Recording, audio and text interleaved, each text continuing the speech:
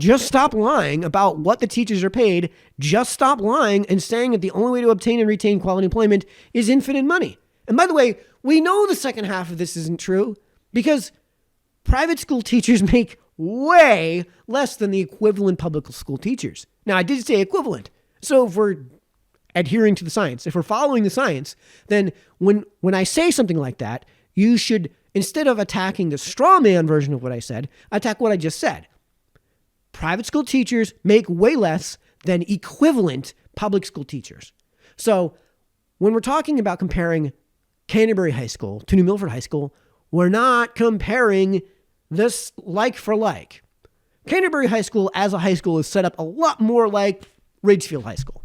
And the student body that attends Canterbury High School is a lot more like Ridgefield High School. So that's how you would compare like for like. And what you'll find is the Canterbury school teachers make a lot less than the teachers in Ridgefield. And by the way, here's my experience. I know this from experience.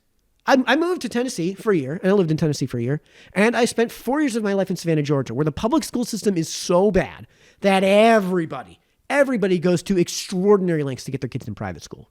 Everybody. And at the time, I was friends with a lot of these teachers who had been in both sides of the system, and it's just common knowledge. It's just common knowledge that the private school teachers in Savannah, Georgia make a lot less than the public school teachers. And by the way, we can evidence this without even having to control for independent variables. So even if you don't control for the independent variables, there it is. This is from the EIS, the National Center for Education Statistics, nces.ed.gov.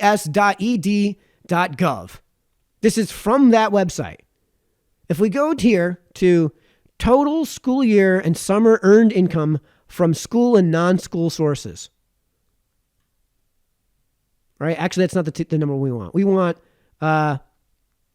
base salary. Let's go to base salary first because all we care about is what the teachers are making from the schools.